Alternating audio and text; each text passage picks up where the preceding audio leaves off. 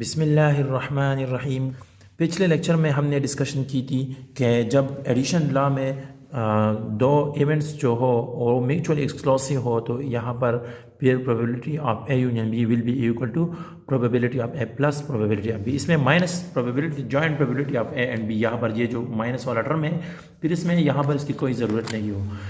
इस पर हमने कोई एग्जाम्पल सॉल्व नहीं किया हुआ था। नेक्स्ट इस एग्जाम्पल है इसी लॉ पर है, तो एग्जाम्पल सुन लिया। Suppose that we toss a pair of dice, अगर हम डाइस को टॉस करते हैं and we are interested in the events, और हम एक इवेंट्स में इंटरेस्ट हो कि वी गेट टोटल ऑफ 5 और टोटल ऑफ 11, कि हमें या टोटल ऑफ 5 मिल जाए यानी इसकी जो सम हो वो 5 के बराबर हो और या 11 के बराबर हो, दोनों में से या तो 5 हो और या 11 हो। तो यहाँ पर भी देखिए what is the probability of this event, तो इस इवेंट की प्रोबेबिलिटी क्या होगी।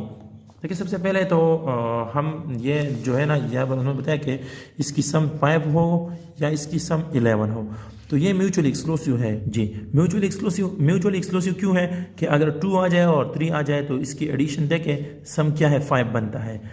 फिर इसी तरह 4 आ जाए और 1 आ जाए, इसकी सम भी 5, इसकी टोटल 5 बनता है। इसी तरह इसके अलावा यहाँ पर अगर अब देखें 5 और 6 आ जाए तो इसकी सम क्या बनता है 11 बनता है।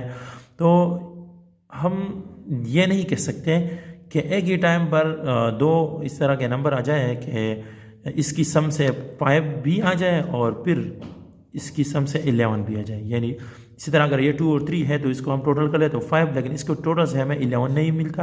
और इसी तरह 11 की जो 5 और 6 है तो इसकी टोटल से 11 बनता है, लेकिन इसके टोटल से यहाँ पर ये 5 नहीं बनता। तो ये दोनों जो है यहाँ ये म्यूचुअली एक्सक्लूसिव इवेंट्स है। जो पहला इवेंट क्या था कि इसकी टोटल से 5 आ जाए और दूसरा इवेंट क्या था कि इसकी टोटल से 11 आ जाए। फर्स्ट तो सोल्यूशन में आप नोट कर लें कि in this context the first thing to note that the getting of the total 5 and the getting of total 11, देखिए कि 11 और 5 की जो टोटल है आर म्यूचुअली एक्सक्लूसिव है। ये क्या है म्यूचुअली एक्सक्लूसिव, ये बात मैंने पहले बताई। दो बातें थी, टोटल ऑफ 5 की थी और इसी तरह टोटल ऑफ 11 की थी। इसको मैं ए से रिप्रेजेंट करूं और टोटल ऑफ 11 को मैं बी से रिप्रेजेंट करूं, तो ये म्यूचुअल एक्सक्लूसिव है क्योंकि दोनों जो है एक ही टाइम पर आकर नहीं हो सकते। इस सिंपल स्पेस में डाइस में 1 से लेकर 6 तक होते हैं। इसी तरह 1 2 3 4 5 6 ये होते हैं, ये इवेंट्स होते हैं। और इसी तरह इसकी अगर हम पर 6 एलिमेंट्स के पावर n 6 इसको टेस्ट को हम 2 टाइम्स कर ले तो 6 power 2 equal to 36। Total possibility 36 है और 36 में से जो टोटल ऑफ जब 5 होती है 2 और 3 आ जाए या 3 और 2 आ जाए, ये 2 हो गए, और 4 और 1 आ जाए और या 1 और 4 आ जाए, ये 2 हो गए, तो 4।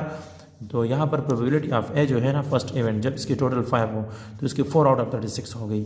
और इसी तरह प्रोबेबिलिटी ऑफ बी यानी जब टोटल ऑफ 11 हो तो सिर्फ ओनली हमारे पास एक 5 है और एक 6 है डाइस में, तो 5 और 6 इक्वल टू 11। इसी तरह जब 6 पहले आ जाए और 5 बाद में आ जाए तो ये भी 11 बनता है। तो इसी तरह यहाँ पर 2 पॉसिबिलिटी हो गई, 2 आउट ऑफ 36। बी की प्रोबेबिलिटी ये है और ए की प्रोबेबिलिटी ये है। यहाँ पर उन्होंने ये भी लिखा हुआ है कि probability of A equal to 4 out of 36। इसी तरह probability of B equal to 2 out of 36। Since there are 2 outcomes, 2 outcome है फेवरेबल टू द 2 आउटकम है favourable to the occurrence of a total of 11 में से total of 11 में से सिर्फ 2 outcome है, इसलिए 2 आउट ऑफ 36 हो गई। तो फिर उन्होंने वही लॉ यूज़ की है बगैर, यानी इसको सब्ट्रैक्ट किया बगैर, minus joint probability of intersection B को सब्ट्रैक्ट किया बगैर उन्होंने वही लॉ लिखा है जो कोरोलरी में था। कोरोलरी 1 में probability of a b equal to probability of a plus probability of b. A की प्रोबेबिलिटी क्या थी 4 आउट ऑफ 36 थी ये वाला, और बी की प्रोबेबिलिटी 2 आउट ऑफ 36 है। इसे इन दोनों को आप इसकी एडिशन कर ले तो 6 आउट ऑफ 36 और इसकी परसेंटेज मालूम कर ले तो 16.67% ए यूनियन बी की वैल्यू ये हो गई। ये थी हमारा दूसरा एग्जांपल जो probability of A union B find करना था। एडिशन लॉ इसको कहते हैं। लेकिन अगर दोनों इवेंट्स क्या हो म्यूचुअली एक्सक्लूसिव हो, इससे पहला जो टॉपिक था वो म्यूचुअली एक्सक्लूसिव के बाद इसमें नहीं थी।